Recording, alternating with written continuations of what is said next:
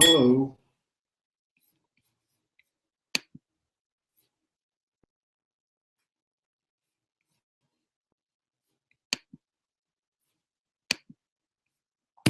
Hi, my name's JD from Catalyst Consulting. Thank you for listening to this webinar, The Secrets to Generating a Pipeline Plan That Delivers. So I've got a question for you straight off, which is, do you have a pipeline plan? Unsurprisingly, most people that we speak to don't have pipeline plans, nor have actually thought about having a pipeline plan before. So what we're going to do over the course of today is we're going to provide some structure for a pipeline plan and some ideas of how you might populate that with a couple of different concepts around generating pipeline. We're hoping that within 24 hours you'll create a lead, and we're really going to reinvigorate your approach to generating opportunities within your business. So the process, the sales process, is going from the prospect to the customer. If you look at the sales process, it involves the sales call or in talking to someone at some stage, the discovery phase, going and meeting one or many times, the demonstration, the proposal, or something like that. So your process may look quicker than that, maybe briefer, or it may actually be a longer process, but we're just going to focus on those components at present. Sales call, or how do we generate accounts, is what we're really going to focus on. So we're going to focus in and on the pipeline plan. We're going to spend a little bit of time looking at WSOs, which is winning sales organizations, attributes of organizations that outperform regularly against their peers, and look at 4 components. They're going to look at some catalyst acceleration concepts and create the pipeline plan. So keep score. Miller Hyman come out with this research every year.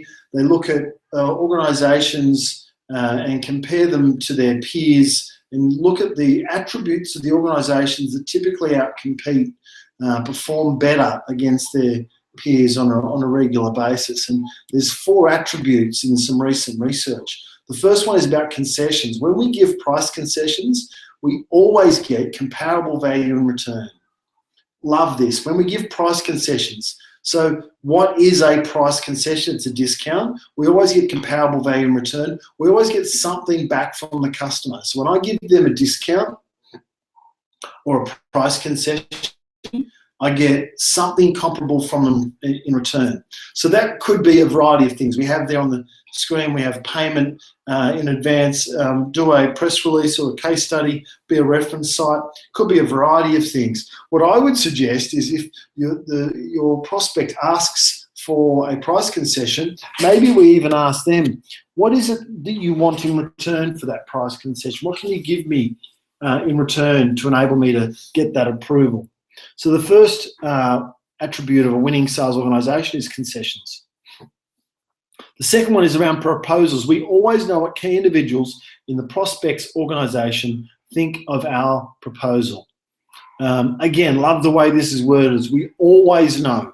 So there's no opportunities with proposals that we don't know. What key individuals. So what does it mean by key individuals? That is talking about all the people that are relevant to the sign-off for the organisation, all the people that play some sort of a role in that process. We talk often to salespeople about how many people are involved in signing off this deal. Often we hear a number between 4 and 6, with many deals that are greater than 300,000 today as an arbitrary number. If it goes to a board, there's more like 20 signatures are involved in a business case template. And then a series more potential signatures in actually spending the money. So if we understand the customer 50% more, catalyst concept, and we put that information into the proposal, then we should be in good shape. The other thing I'll challenge you on from a proposal, we're going to touch on proposals a bit later, but the other thing I'll challenge you on with proposals is, have you ever, once a prospect has asked you for a proposal, have you ever asked the prospect, thank you for asking me for the proposal, What exactly do you need to see in the document in order you to get the approvals you need to go ahead for this? What is it that you want? Besides yourself, who else is involved in the proposal process? What a really interesting question. Don't write a proposal based on our existing template, because that may not actually satisfy any of their requirements. Write it because we understand what requirements they have internally in order to get sign-off. Proposals is a very large topic. We're going to cover this a little bit later in another webinar as well. So we always know what key individuals in the prospect organisation think of our proposal. The next one is plans. We consistently utilise comprehensive prospecting plans. We consistently utilise prospecting plans. So we have a prospecting plan, which is fundamental, but we consistently utilise them, whether we're busy or not. So it's the whole plan to fail, fail to plan process. It's understanding where we're at each stage of the sales objective within our prospecting plan, which is really vitally important. So that's a third attribute. How are you going so far against the top three? The last one is we have an established procedure to know when to stop investing in large deals. When, again, most organisations we talk to have a process which is I'm either going to compete or I'm not. Early on in a deal with a request for tender, request for proposal, request for information lands, we decide whether we're going to go for it or not. But that's the only stage. It's no established procedure to know when to stop investing in large deals. Some research done by an organisation called Ernst & Young. He talked to the organisation who gets second, and they spend just as much time and effort as the organisation that got first.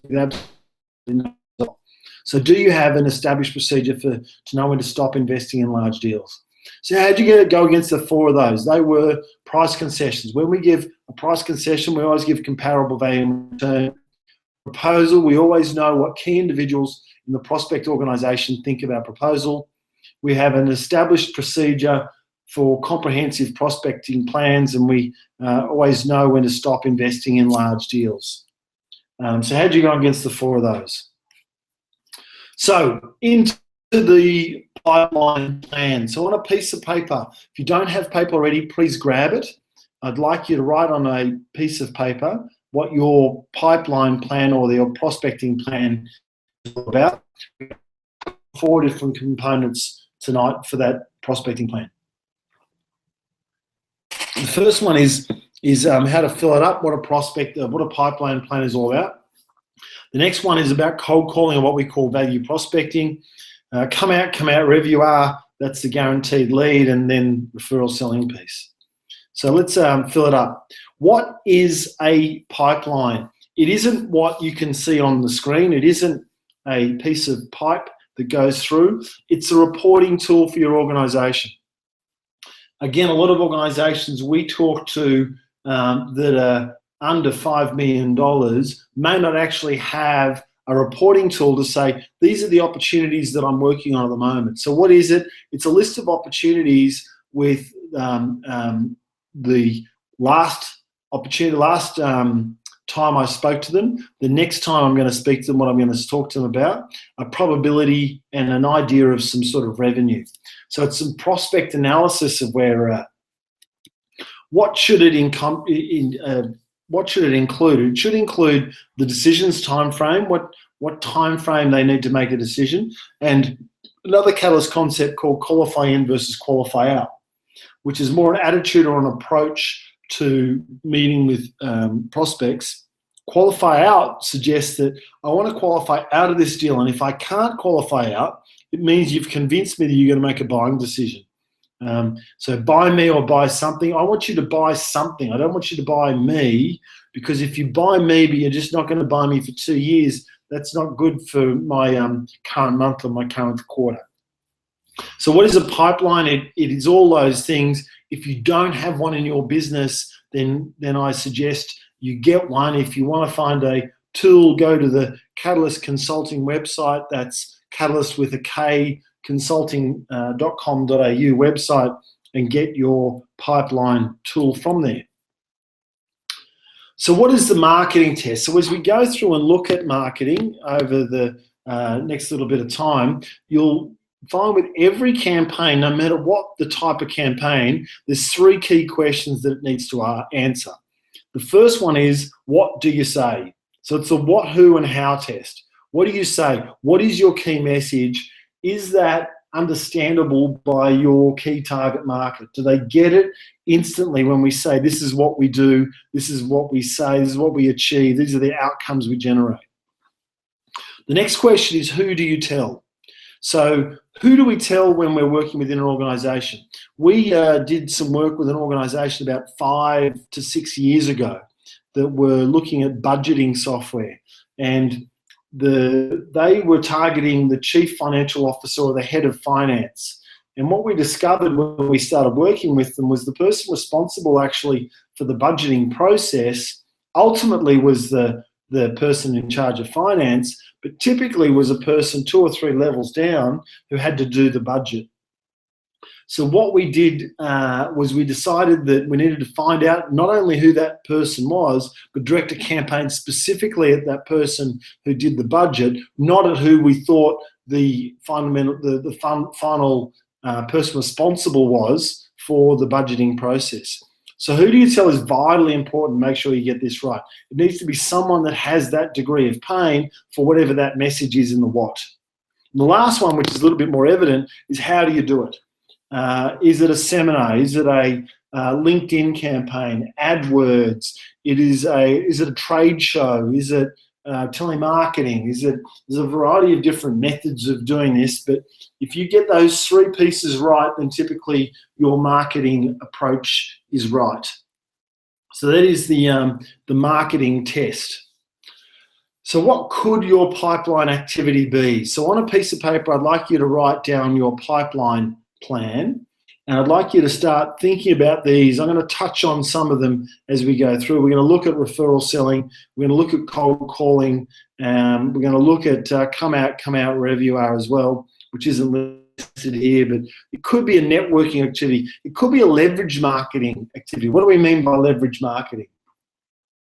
Leverage marketing is when I work with an organization that's complementary to what I'm selling or the products that we take to market, but it's not competitive. So they will go and talk to the same people potentially who might have issues around the things that I'm trying to solve, and they will take us to market with them because it enables them to have a wider or deeper conversation.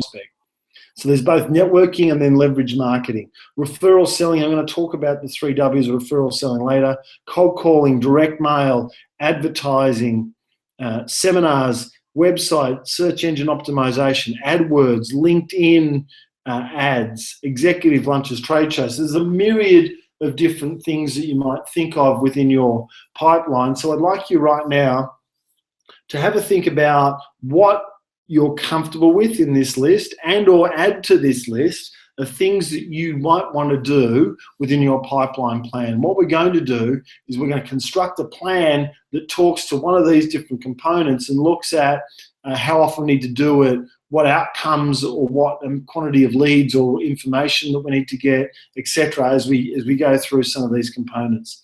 So take a moment and write down what you feel comfortable with or what your organisation has resources around that could support some of these processes. So just write those down for a moment and we'll come back.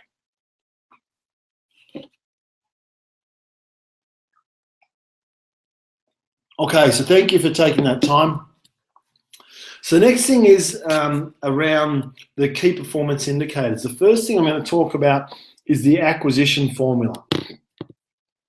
So again, on your piece of paper, I would like you to write a series of numbers. It's 5 numbers written across the page. I'd like you to intersperse them evenly. The first number is 100. The second number is 10. The third number is 5, then 3, then 1, and leave a little gap next to 1 because you're going to write the word average next to 1. So the acquisition formula goes like this. If I'm cold calling, as an example, doesn't mean you have to cold call or you need to cold call, but I just want to use it as an example to illustrate the acquisition formula. If I'm making 100 cold calls in order to get 10 appointments, so 100 is cold calls and the 10 is appointments. If the 10 appointments lead to 5 presentations or demonstrations, whatever you do in your process, so the 5 is presentations, that then leads, so 2 more qualify out, that then leads to 3 people who ask for a proposal, and out of the 3 proposals we win 1 deal. That's what we call the acquisition formula.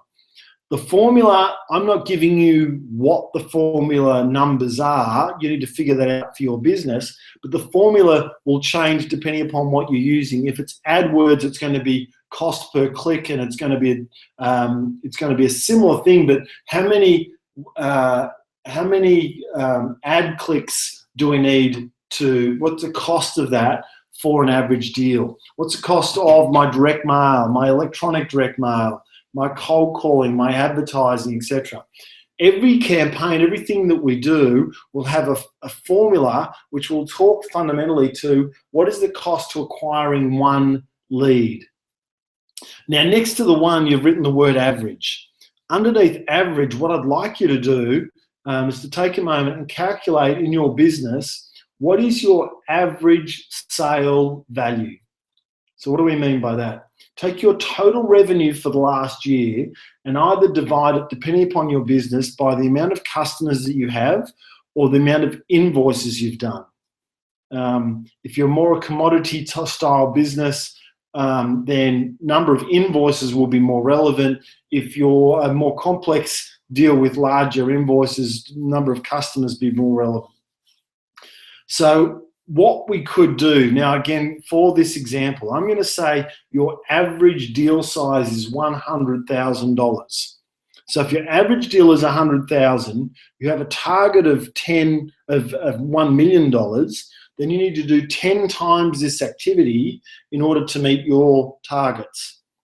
So in terms of the KPIs or the key performance indicators for our pipeline, by doing the 1,000 phone calls, cold calls, that should hopefully propagate its way down to 10 deals as we go through. So again, for every style of campaign, there will be a different formula. For AdWords, it'll be if we spend this amount of money, we have this many clicks, which leads to this many opportunities, which leads to this many deals.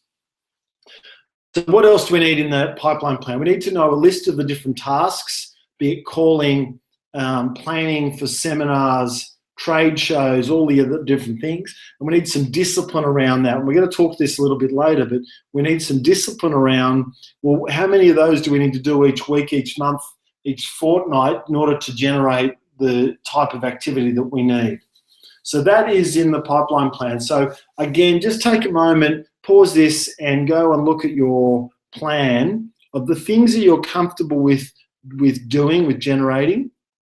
Just write down some of the things you believe that might help you with the pipeline plan, and don't forget to write the tasks and some of the discipline pieces. So just take a moment again and write that down.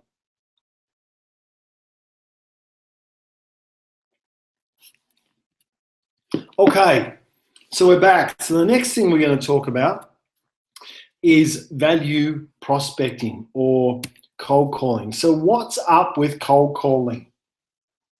We talked to a number of organizations about the processes of cold calling. So what is up with cold calling? The biggest challenge that we see in the market is that most people have not actually been trained or shown how to effectively do cold calling. And there's a very big stigma, as everybody knows, around that process. So there's fear of rejection. There's a whole variety of things when we talk to people around this particular slide. They fundamentally have a belief that it doesn't work, that no one will take the phone call, etc. And a lot of that is born from the processes or the training, which has been in most cases lacking. So what's up with cold calling? There's a whole variety of things that really don't support that cold calling is effective. And I've got to tell you now that 10 years later, if I didn't do cold calling in my business, I certainly wouldn't have nearly the quantity of clients that I currently have. So there's a whole bunch of stigmas around it. I'm going to challenge some of those stigmas, and I'm going to tell you about processes and, in fact, give you a script for how you might overcome some of those things. So here's some research around the level of buyer's concern. This is from an organisation called the TAS Group. So we've got the level of buyer's concern on the axis going up, and the axis going across. It's a timeline looking at a series of components. The first phase is in the customer is in solution development phase, and they look at our people. The second phase is evaluation. They're looking at evaluating our software, our service, our offering. And they typically look at our product, our service, or our capability. The last phase in this timeline is they look at our company when an organisation is about to make a commitment. So we're going to track 4 different components. The first one is need. So need starts out reasonably high in terms of buyer's concern, gets high and then drops off low. So when is a bad time to be talking about some of their needs is late in the deal when the customer's not concerned about it. The next one is cost. Cost starts out moderately high. In fact, the second highest piece. And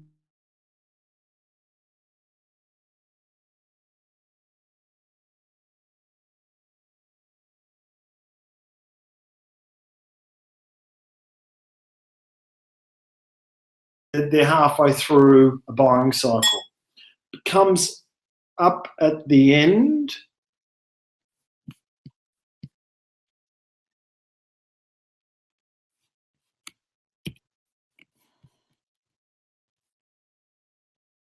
So it comes up at the end, which shows that price becomes a factor as we go through that process. So the next piece of the graph is the solution. Solution starts out a little bit lower, gets really up high. When they're in the evaluation phase, the solution is absolutely one of the most important things, but then drops down. So solution and need at the end of the sales cycle become really quite irrelevant to the customer. The last thing I'm going to put up there is risk. So risk starts out really low and then steadily drives up to be almost twice as important as price. So what does this graph say to me? Understanding the risk of every account that you've got in your pipeline or every account you're forecasting, understanding and then mitigating their risk is the most important thing. So as we're going through and talking to people around value prospecting, in fact, around qualification, meeting companies, etc., what we need to do as salespeople is understand what their risk. What if you do nothing? What happens to your business? What does that look like? What is the implication of that? So risk is the most important thing we can talk to as we start developing our script. So is cold calling just for generating leads? Well, no, there's a series of things that happen when you do cold calling. You become very good at creating demand. So when you're on the phone to someone and you're going through the cold call, you become good at generally creating demand.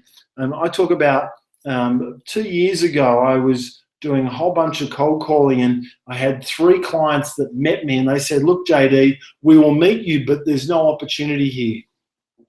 And in all 3 of them, towards the end of my first meeting with them, we decided that there was something that we could do together. So I was able to uncover some of the risk in their business and create demand via some of my questions or some of my process. So it sharpens your skills. If you're good at cold calling, you tend to be good at uncovering real good opportunities when you're in front of people.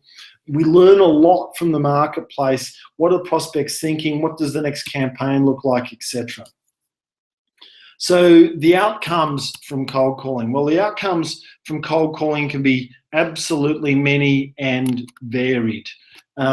It can be intelligence on the competitors. It can be the user community. What's our next campaign going to be? So if I'm calling and I discover that there's one main competitor that is in a number of organisations that I've called, the next time I call them, I might put a script around some of the things that maybe they don't do quite as well as we do, or understanding more about some of the key drivers that they don't support, example. So there can be a variety of outcomes for cold calling, as well as a number of types of cold calling. So we have identified 3 types. There is deep dive, lead gen, and intelligence. Each require a different layer of discipline and results and outcomes. So market intelligence is really more about finding, I mentioned earlier about the person who is responsible for the budget. So intelligence can be just finding who's a competitor. What is your competitive supplier's name? Intelligence could be finding out what they use currently to do something. It can be something specific. It could be a name in an organization. It could be all sorts of different things. Lead generation tends to be setting appointments, which is what most people think about within cold calling. And then the further up the scale, the more intelligence, the more knowledge you need for the calls. So a deep dive for us is really more around having someone who has the experience of calling someone who's very senior in our prospect organisation, having a deeper conversation with them around requirements, drivers, issues that are fundamentally they're dealing with currently. And that typically is not just an appointment in a diary. It might be a 2 or 3 page dossier on where this business is at. It might be a survey of sorts, if you like, about the type of structure and processes, etc., that the organisation needs. So as you go down that path, deep dive tends to be people who have a lot of experience. Lead gen tends to be someone who understands certainly the person they're talking to. And if we're talking about market intelligence, they can be people with less experience, but are more likely to churn through lots of phone calls. So really different results and outcomes, and a really dramatically different discipline. So what is value prospecting? So I'm going to try and change your perspective now on what cold calling is.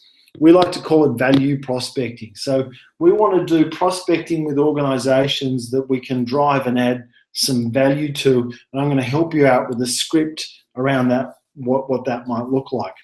So what is value prospecting? It's about talking to someone, but always be closing. Always look at what is the close, what is the thing that I want to achieve in this meeting. I want to have a start to my script. I want to have a message. I want to have a close. The finish of my script should be towards what I'm looking to try and achieve, which might be, for an example, setting an appointment. If I don't get that appointment within value prospecting, it's really important that I get some sort of intelligence from the call.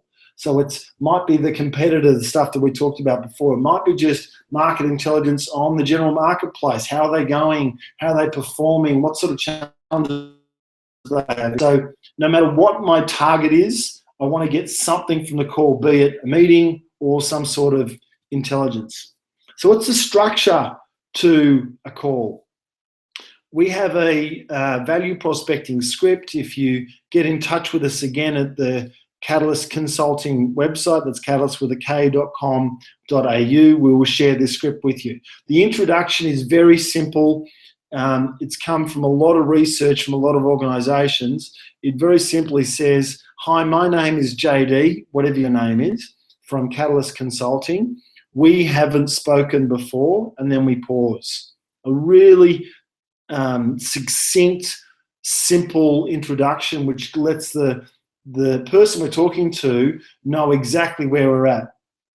If you think about the process of cold calling, what you've done is no matter who you've called, you've interrupted whatever they were doing. Most people aren't sitting back waiting for the phone to ring. So by being polite and saying, introducing yourself, hi, my name is JD from Catalyst Consulting. Now, if I've never spoken to you, what's the first thing that happens when you get a call from someone, be it at home or in any situation? You're thinking of, how do I know this person? Where do they fit into my life? That's why the next line is vitally important. We haven't spoken before. So it puts them at ease and actually gets them ready to listen to the next bit, which is the real vital bit of the call. So the introduction is a really important setup. So then we get into CPR, claim, proof, and request.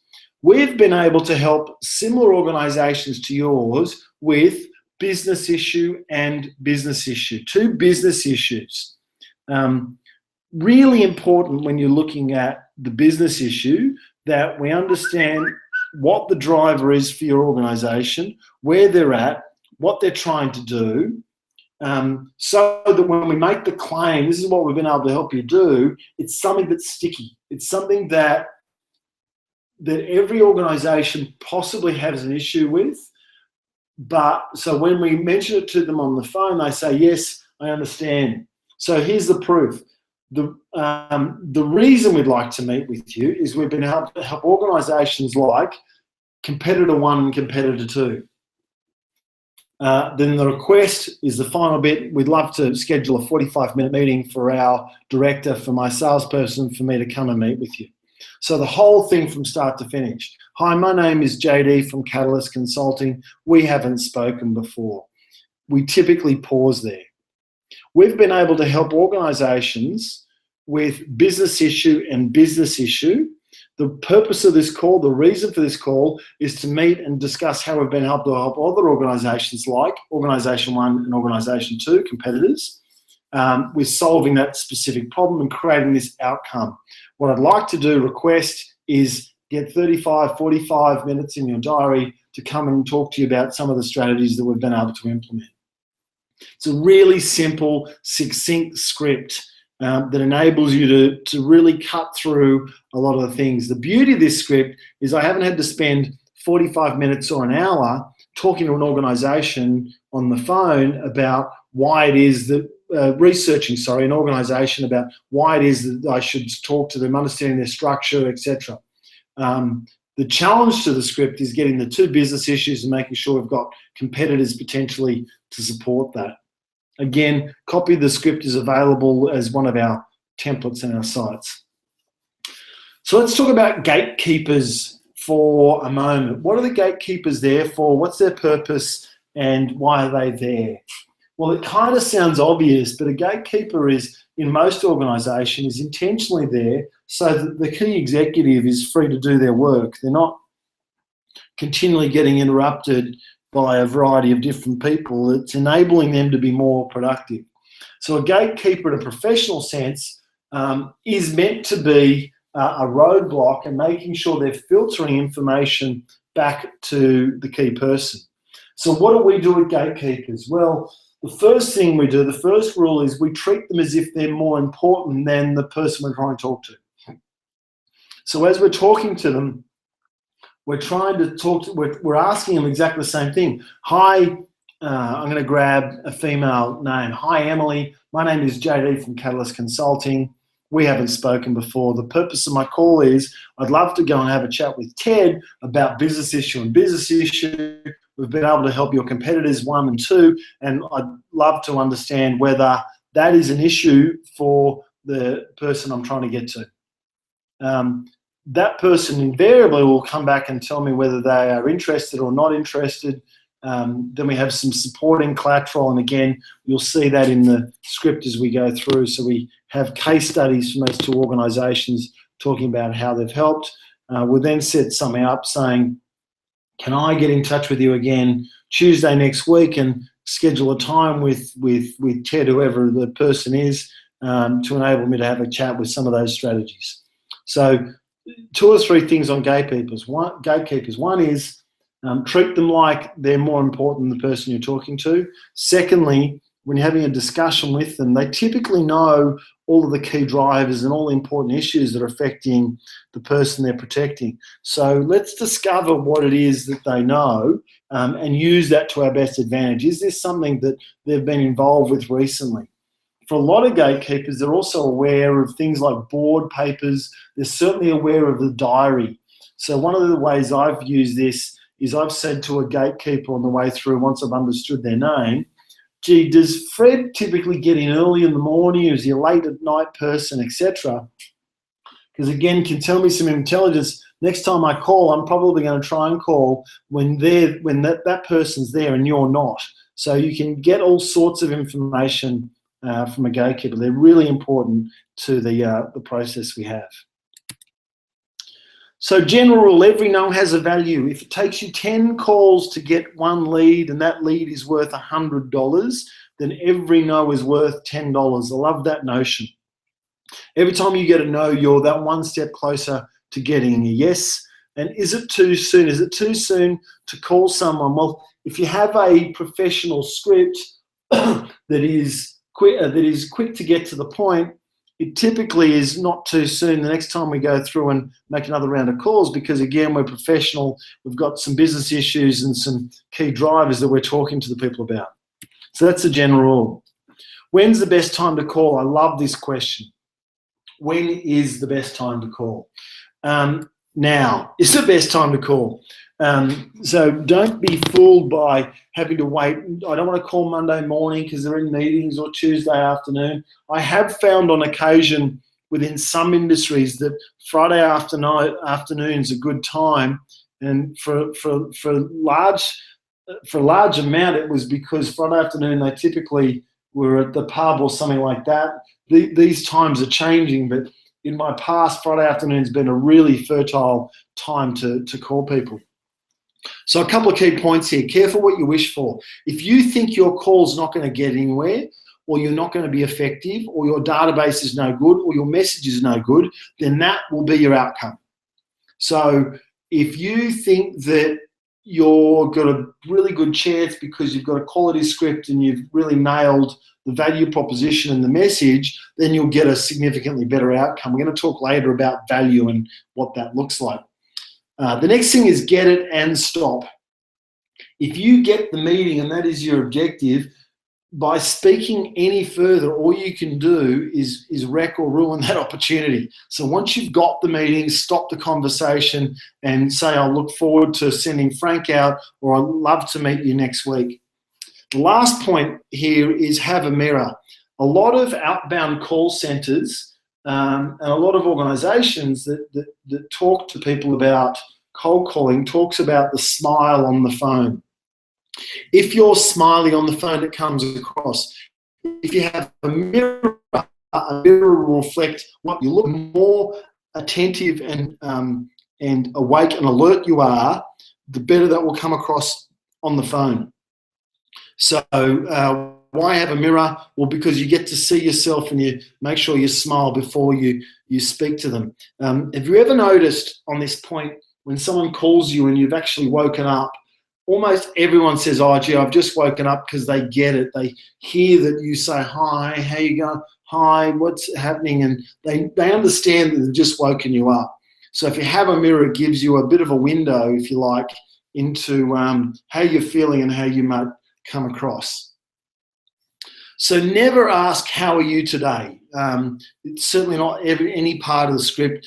Treat them like a 2-year-old. When I had my kids were 2 years old, if you ask them any question, they would say no. So never ask a question that they could say no to. Is this a good time to talk? Are you free at the moment? Are you the right person to talk to? Never ask a question you can say no to, and certainly never read the script. Try and make it as natural as you possibly can. So do the 30 run-throughs, call 2 friends before you call your first prospect, and make sure that that's not an easy reading thing. Always have a really clear message. Always make sure the message, we talked about the what do we say, who do we tell, and how do we do it? Always make sure the message is really clear on the business issues we solve. Always ask for your contact by name. One of the little tricks that I was taught some years ago was to ask for some person's name in a more friendly manner. So rather than saying, hi, can I talk to Frank? I might say, hey, is Frank there, please? So give it some sort of a feeling that there's some potential that we're actually mates or friends or whatever it is. Have a chat. This is from the Big Daddy movie, when Adam Sandler turns to the kid and says, starting a conversation is half the battle. He's talking about chatting to girls, but have a conversation. If someone is interested, so they don't want to meet with you right now, but they want to have a conversation, there's some part of your message which they're interested in. So please continue to have the conversation. Remember what your objective is. So don't chat for the chatting's sake, but please have the conversation, start that process. I'm busy for the next 3 months. Fantastic. when in March next year do you want to have that meeting? Because I'm free on the Wednesday. So I'm not going to take that as a knockback. And as I said earlier, attitude equals value. The better your attitude on the phone, the better the value for the call. One of the things that we talk to often with people about cold calling is make it a game. If you make it a game, then you're more likely to get a better response and a lot more responsive process. You'll enjoy it more, and you'll get absolutely better results. So have you ever had a bad meeting? Have you ever met someone and thought, wow, this was a complete waste of time? Well, if we've got the right target market, if we're talking to the right person, we've got the right message, then what a bad meeting means is they're just not ready to buy now. But every time I meet someone, I want to learn something. I want to learn something about how you're doing this currently, how you've solved it, what problems you face, all those types of things. So there shouldn't be a bad meeting, because I'm going to use whatever I learn in that meeting to go to the next meeting. So no matter for me what a cold call creates, I always look forward to, like I said, either learning something, or we'll talk about later, insightful selling, creating some insight for them in them learning something from our experiences and where we've been and where we've done. So that's the value prospecting piece. The next piece is called come out wherever you are. So I'm going to make a pretty big claim right now. I'm going to guarantee you generate a lead tomorrow. Big call. So what do we do to do that? Go back to what we call a hidden funnel. Hugh McFarlane in the Leaky Funnel talks about a similar concept. If you go back to any old proposals you wrote 2 years ago where someone didn't go ahead, or an old telemarketing campaign 2 years ago, or an old pipeline that had opportunities in it, what you'll discover is there's organizations that you've spoken to, particularly in a business-to-business context, that decided not to do anything. So no competitor is there. You weren't competing against anyone. They just decided to do nothing. And what we need to do is call those guys, because a percentage of them will come back out to market on a regular basis. I was in an organisation, we hit 7 quarters in a row. In our 8th quarter, so we're about to hit 2 years in a row of smashing our target. We were looking like we're going to be about 90% sure. We're going to hit 90%. We're going to be about 10% short. What I did was ring 365 dead leads in our CRM, and we uncovered 5 opportunities. We got to re-quote on 3 specific deals. We ended up winning 1 deal. We ended up finishing 93% of our target, but we ended up doing very well for the year. But go back to the old opportunities, phone them for 2 reasons. One is when you talk to someone who was there 2 to 3 years ago, whatever that period of time is, ask them, why was it at the time you didn't go ahead? It's not a feature function thing. What was the business risk that we looked at the last graph? What was the risk that we didn't mitigate? Because I want to really understand that. So that's my first bit of learning. My second bit of learning is, second thing I'm looking for is, what in the last 2 or 3 years has changed? Because if nothing's changed, your risk shouldn't have changed. So if something has changed, we've acquired another business, we've grown by 30%, then potentially there will be a need to drop to make a buying decision. And again, you'll be potentially in a lot better position to be able to close that next deal. So come out wherever you are is that process of finding old or dead leads. So the last thing we're going to talk about is referral selling. So via this bit of information, what we can see down the never column, down the bottom, direct call from a salesperson. In never and occasionally, 80% of people, when trying to get access to key executives, 80% either never or occasionally get through to people. So whilst we've talked about value prospecting, not cold calling, value prospecting has a higher chance of getting through because we've talked about the business issue or the business concern. But if we can do referral selling, if we go up to the top right-hand corner of this, if I recommendation from someone in your company or referral outside, our chances of getting through to that executive go up absolutely significantly. So what are the 3 W's of referral selling? So everyone talks about referral selling. We've been able to component or commoditize what that looks like. So what is a referral meeting? Well, it's a meeting where I've gone and said to a specific existing client, I want to come and spend 20 minutes talking to you about some referrals. Can we schedule a time in our diary? So it's not at the end of a meeting or at the conclusion of some other thing of operational issues or whatever it is. It's a specific meeting, and we have the 3 W's. The first W is what. So next to the referral selling heading on your piece of paper, write down the word what. Next to what have we done for you in terms of value or outcome? When most people look at the what, they tell you the thing that they've bought. You've helped us with consulting, or you helped us with providing that commodity, or you helped us with widgets, or you provided this service or this capability, or you taught us this, or whatever it is. That is certainly the what you've done, but I want to know what the value or the outcome is, because that's the stuff that is gold. For every bit of value and outcome, I'm going to write that down, because again, that's something that I'm going to put on my website, put in my proposals, hopefully get them to make a comment on my LinkedIn profile as a recommendation, as an example. So you make a note of those. The next W is who. Who do you know that has this specific role? So in our organization, we want to talk to sales directors and business owners. So who do you know that is a sales director or business owner?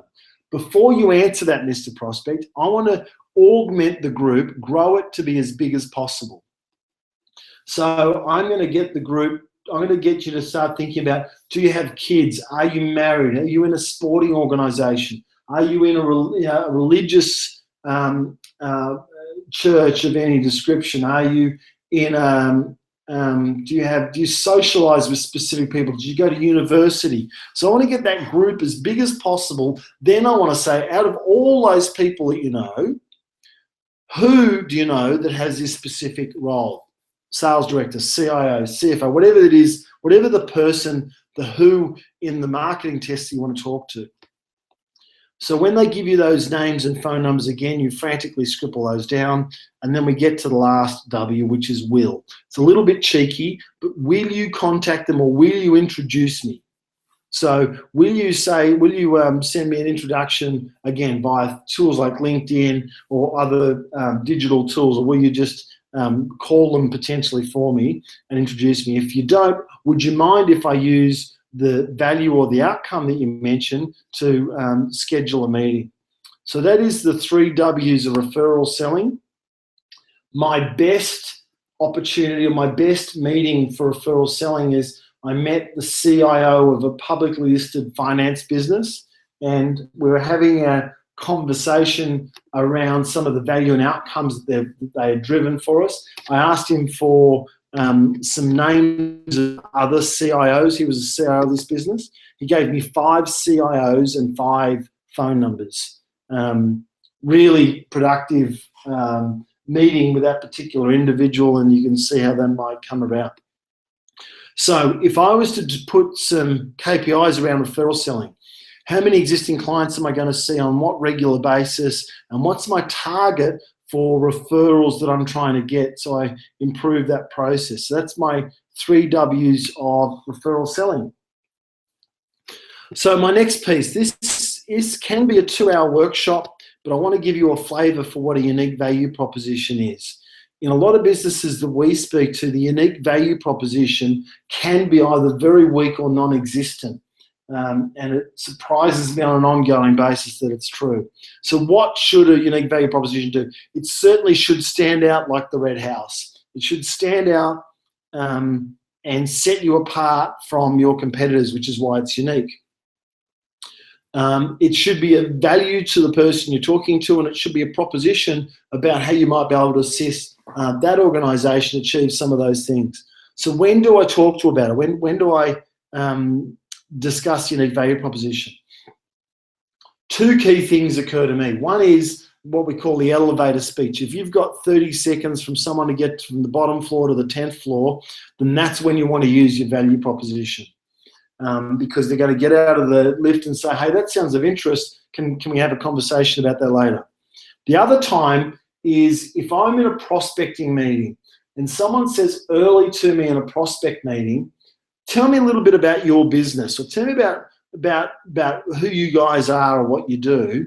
I'm going to use my value proposition to get back to my questioning. So, for example, we might say to them something like, we take what salespeople say and we turn it into what customers want to hear in order to get buying decisions. So we help organizations with buying decisions. We fundamentally help drive the health of your pipeline via better qualification and better execution services. So tell me about your pipeline. So what I've done is I've turned the value proposition into another question to enable them to talk to teach them or tell them what my value proposition is, but also to enable me to continue the conversation.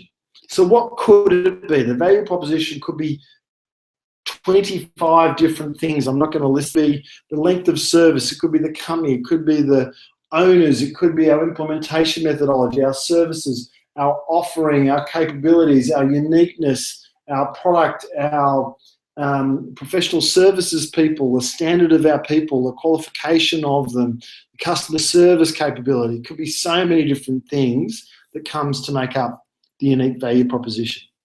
If you want to find out more, come to our website. We'll have a process for that. How do I make a unique value proposition up? We have 3 simple questions that we need to answer in the value proposition. And that is, what is it that we do? So as someone understands immediately what it is that we provide them. The second piece is, why are we different? So within what we do, what is it we do differently? And then the third piece is, what's the outcome that we drive? So what do we do? What's unique? And then what's the value that we drive? If you can have those 3 things wrapped up in unique value proposition, you'll do a lot more effectively in that elevator I was talking to you about. So what does your pipeline plan look like? So we're going to give you a couple of ideas. It should have objectives down on a weekly, monthly, quarterly basis of things you're trying to do. It could be all those things. It could be cold calling, trade shows, seminars, LinkedIn, some of the digital capabilities that are around currently, some of the AdWords, etc. It's going to look at what do we need, what's our deadline, what are the resources that we need to start driving this, how do we do it, what are the deadlines that we have in place, and what targets are we going to set ourselves. So just now take a minute or take 5 minutes, just put this on pause and look at the pipeline plan and start to manufacture what it is you're going to do. What does that look like? What are some of the objectives that you might see?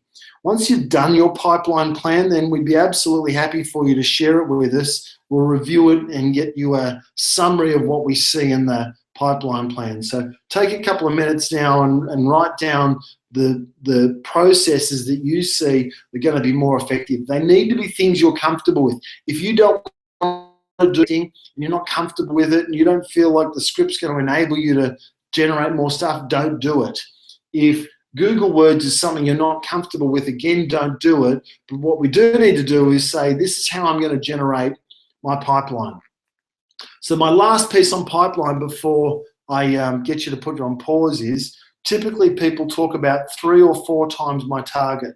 So if my sales target is $1 million, then my pipeline should be somewhere between $3 and $4 million worth of opportunities, because I'm going to win 1 in 3, 1 in 4, whatever that ratio is. When you start to work with organizations, with coaches and mentors, your hit rates will get better, but 1 in 3 is not a bad way to start. So take a minute, write down on your pipeline plan what it is you're going to do, look at the acquisition formula we talked about before, and start to put some targets of how many opportunities or appointments you want to start generating, and therefore what sort of pipeline you say just for the first quarter in the first instance. So just take a moment and write that down.